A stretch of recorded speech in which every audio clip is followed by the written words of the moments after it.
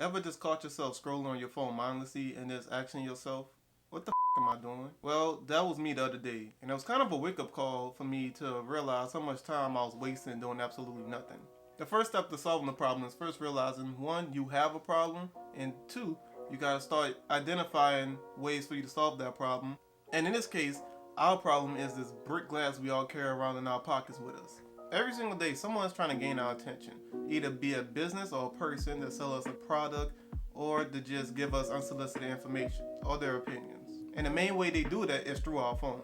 And honestly, it's way too much to take in. I mean, just imagine being the average person in America taking on all that information. I can't even imagine it because I'm an introvert and I don't spend nearly as much time as most people do on social media. So now I want to help us limit the use of our phones and not only do that, but also help us use it more proactively instead of reactively. And we're going to do that by answering some questions that we have when it comes to our phones. So let's go ahead and get into it. Question number 1, do I use this app consistently? This is meant for us to look at all the apps on our phones and see if we use them on a regular basis. All the ones we don't use on a regular basis, we want to get rid of those because they take up space on your phone and it's just another potential distraction. Now when it comes to this, there are exceptions to this rule. For instance, if you have an app you're going to use in the near future, i.e. the next month, then keep it on your phone. If not, get rid of it. Question number 2, is this app duplicating a function I have on a different device? Now for me, a few of these apps were YouTube Studio, Twitter, LinkedIn, Discord, and my email app, which is Spark. Now I primarily use all of these on my MacBook, so there's not really a main reason for me to have it on my phone because it's mostly just a distraction for me to react to certain things like different messages or different notifications from my favorite creators. And I could also just respond to all of those more on my laptop and then use different softwares to better plan out ways for me to use those apps. That way I don't have to constantly need to look into them on my phone. Because remember, we trying to be more proactive instead of reactive. So question number 3, how much time am I spending on these apps? Now, easy way to find this out is if you have an iPhone, go to your settings and then go to screen time. If you don't have screen time already enabled, turn it on and then give it a few days to start getting information about how much time you spend on these apps and which ones you do the most of. Now, for me, since I already have it on, I can see just about how much time I spend on each one of these apps and how often I use it. So another app I got rid of from my phone was Instagram, and it was because I was spending way too much time on that than I wanted to. Now I wasn't spending nearly as much time as other people. It was only about 2 hours a week, but out of those 2 hours, I'll say an hour and a half was me just mindlessly scrolling when I really just went on there for 1 or 2 things to research something, which I mainly use Instagram for. So because of that, it had to get off my phone too. So that's something we got to remind ourselves. Most of these platforms are made to keep us on there. They're designed by people way smarter than us to keep us on that platform for as much time as possible, i.e.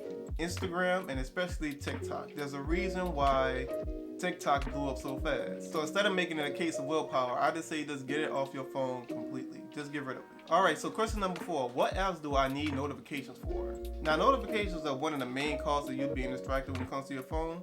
So to solve this problem, if it's not super important for you to get that notification immediately, turn it off, and also turn off badges so they don't pop up on your home screen. Also, another quick iPhone tip, if you have an iPhone, go to your settings and then go to notifications. You can find out that you can have a notification summary that you can schedule throughout any period of the day. Usually for me, I have mine scheduled to around between 9 and 12. I sometimes change it, and it's for things that you need to address that day but not immediately. And by putting in summary, you know ahead of time that you have a set time for you to check on certain notifications for certain things that you need to get done that day, instead of just reacting every time you get a notification pop on your phone.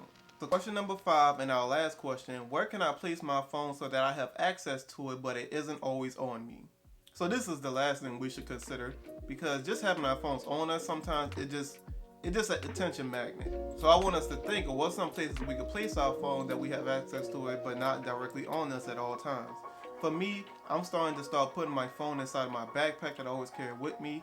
That case, if I have a call, I can hear it and I can answer the call, but if not, keep it away from me and I can focus on whatever I'm doing when I'm out and about. Another thing I do is when I'm working on my laptop on my desk or my desktop or I'm in another room, sometimes I just leave my phone in another room or I toss it on my bed or the other couch or whatever, just to not have it constantly next to me and have the urge to constantly check it. Now that we've gone through a sweep through of our phones and got rid of apps and notifications we don't really need, Now let me show you how I set up my iPhone so that I can use it more proactively instead of reactive. So one of the first things you guys might notice when it comes to my iPhone home screen is that it's mostly made up of widgets. I just feel as though the less apps I have on my home screen, the less I'm tempted to just get distracted and have things pull up my attention. So that's why I mostly have widgets. So let me go over the widgets I have first. Okay, so starting with the top stack of widgets on my iPhone, we have Craft. Now Craft is a wonderful app that I love to use. As you can see, this is one of my scripts to the video I'm recording right now. And it is basically, Craft is basically just a notes and documentation app that I love to use. Now I used to use Obsidian and Notion. Notion for notes and project management, and then Obsidian strictly for notes. But I really love Craft just because it's simple and clean UI.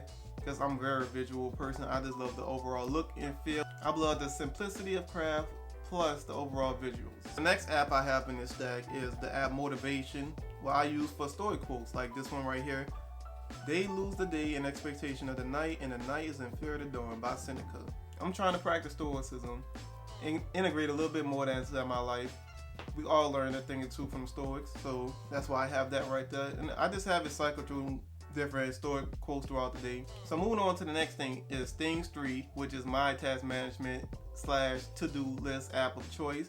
I love it because it's clean and simple UI. It just does everything I need, almost everything I need. I wish I had a calendar integration, but they don't have it. I'm not really too mad about it though. I really love this app. Like I said, clean and simple. Can't get much better than that. And it's a native iPhone only app, iOS only app, so it integrates great with it. So moving on to the last widget in the bottom stack of my iPhone home screen is you got Audible and Castro. Now, let me start with Castro. Castro is my personal favorite podcast app of choice. I have tried Pocket Cast, I have tried Overcast, Spotify, Apple Podcasts, but a feature I also like about Castro is the queue. The queue is much better than most podcast apps that you use. I like the inbox. I also like the fact that you can have specific settings for each podcast. I like to listen to different podcasts differently, as in different speeds.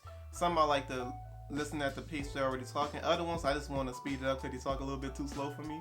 So I love that aspect of it. So back to the other app, which is Audible. Audible is pretty self-explanatory, so I'm just going to talk about some of the books I've been listening to. So the first one is Models by Mark Manson, a dating app. We all know who Mark Manson is. Great guy. One of the only books on dating that you really need to listen to. Have another one that I really like also, but this is by far the best. So another book I'm listening to now for the second time is The Psychology of Money by Morgan Housel. Next we got The Precipice by Toby Ord. And after that book we also have A Promised Land by Barack Obama himself. Am I the only one that believes that Barack Obama has like one of the best voices you ever heard? I just want to hear him talk. And a lot of times I don't even care what he's talking about, I just kind of want to hear him talk.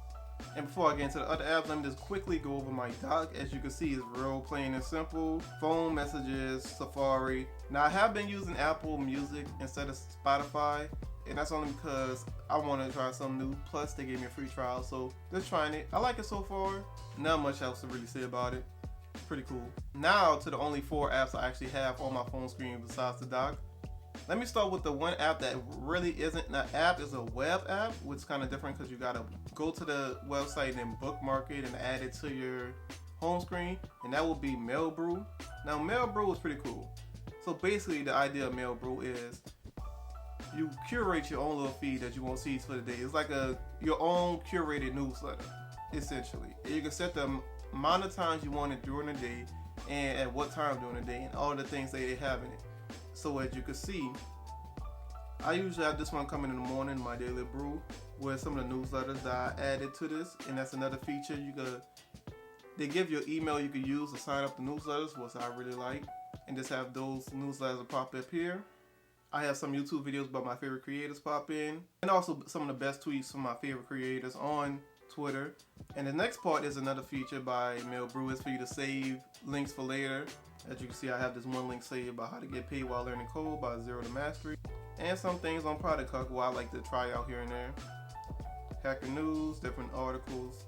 And that's basically the app. It's pretty cool. So next is my meditation app of choice, Waking Up by Sam Harris. And I gotta say, so far this is my favorite meditation app of choice. I've used Headspace for like a year and a half before I switched over to this one, and I just love it. Thank you, Sam Harris, for this app. So if you're looking to get into meditating, they have a whole bunch of different meditation little sessions for you, and it's all very thought-provoking, calm and soothing. Anything that you need, they have it in the app.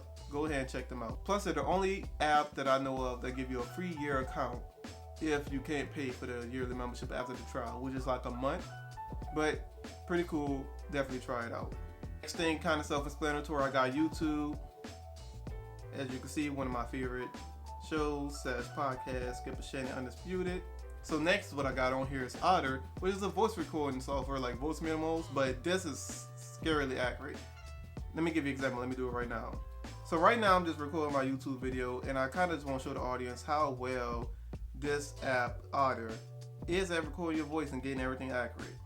Now, of course, you got some words here and there, like I didn't say ever recall, but it's pretty accurate. It's a pretty cool app. I think you should download it. So I basically use this app when I'm out and about, and it'll take too long for me to get a pen and paper. So I just pull this app out sometimes and just verbalize my thoughts just to get them out my head. Because I know if I keep them in there, I'm not going to remember them later. So pretty cool app.